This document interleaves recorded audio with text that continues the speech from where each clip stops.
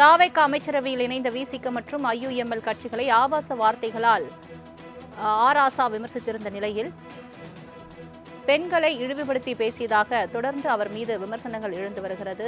ஆராசா பதிலளிக்க மறுப்பு தெரிவித்திருப்பதாகவும் தகவல் வெளியாகியிருக்கிறது. கடும் எதிர்ப்பு எழுந்த நிலையில் ஆபாச பதிவை டெலீட் செய்திருக்கிறார் ஆராசா. முக்கிய செய்தியாக பார்த்து வருகிறோம். இது தொடர்பான மேலும் விவரங்களை தருவதற்காக செய்தியாளர் செலினா இணைப்பில் இருக்கிறார். செலினா, வணக்கம். ஆராசா தொடர்ந்து சமூக வலைதளத்தில் கடும் எதிர்ப்புக்கு உள்ளாகக்கூடிய கருத்துக்களை பதிவிட்டிருந்த நிலையில் கடும் எதிர்ப்புகள் எழுந்த நிலையில் அவர் பதிலளிக்க மறுப்பதாக தகவல் வெளியாகி இருக்கிறது. என்ன நிலவரம் செலினா? தமிழக அமைச்சரவையில் திமுக கூட்டணியில் இருந்த ஏற்கனவே காங்கிரஸ் இடம்பெற்றிருக்கிறது. திமுகவிலிருந்து விலகி குறிப்பாக அது தாவேகாவுடன் கூட்டணி அமைத்திருக்கிறது. மேலும் திமுக கூட்டணியில் இருந்த ஒரு சில கட்சிகளும் தாவேகாவிற்கு ஆதரவு தெரிவித்திருந்த நிலையில் தமிழக அமைச்சரவையில் விசிக மற்றும் இந்தியன் யூனியன் முஸ்லீம் லீக் இடம்பெற இருக்கக்கூடிய நிலையில் நேற்று இது தொடர்பாக செய்தியாளர்கள் சந்திப்பில் விசிக மற்றும் இந்தியன் யூனியன் முஸ்லீம் தனது நிலைப்பாட்டை தெரிவித்திருந்தார்கள். இதனை அடுத்து திமுக துணை பொதுச் செயலாளர் ராசா தனது எக்ஸ் வலைதளத்தில் பல்வேறு சர்ச்சைக்குரிய கருத்தை பதிவிட்டு இருந்தார்.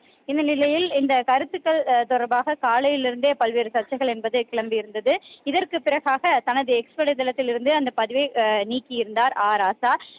குறிப்பாக இதற்கு திமுக தலைவர் கூட கடும் சொற்கள் மூலமாக திமுக சார்பில் யாரும் திமுகவிலிருந்து விலகி சென்றவர்கள் குறித்தாக பதிவு செய்யக்கூடாது என்ற கருத்தையும் திமுக தலைவர் முன்வைத்திருந்தார். இந்த நிலையில்தான் சென்னை அண்ணா அறிவாலயத்தில் இருந்து புறப்பட்ட ராசா குறிப்பாக செய்தியாளர் சந்திக்கிறதற்காக வெளியே செய்தியாளர்கள் என்பது கேள்வி என்பதை எழுப்பியிருந்தார்கள். அங்கிருந்து ஓட்டம் பிடித்து தனது வாகனத்தில் வேகமாக ஏறி செல்ல முயன்றார். அப்போது மீண்டும் செய்தியாளர்கள் எழுப்பிய கேள்விக்கு தமிழில் தான் நான் பதிவிட்டிருந்தேன் அப்படின்னு என்ற பதிலை தெரிவித்துவிட்டு தனது வாகனத்தை வேகமாக எடுத்து சென்றிருக்கிறார். குறிப்பாக செய்தியாளர்கள் எழுப்பிய கேள்விக்கு பதிலளிக்க மறுப்பு தெரிவித்துவிட்டு தனது வாகனத்தில் ஏறி சென்றிருந்தார். குறிப்பாக அந்த பதிவு என்பது பல்வேறு சர்ச்சைகளுக்கு உரிய வகையில் தான் பதிவு செய்யப்பட்டிருந்தது. அதன் உடனடியாக இன்று காலையிலேயே அந்த பதிவை மொத்தமாக தனது எக்ஸ் வலைதளத்திலிருந்து நீக்கிவிட்டிருந்தார்.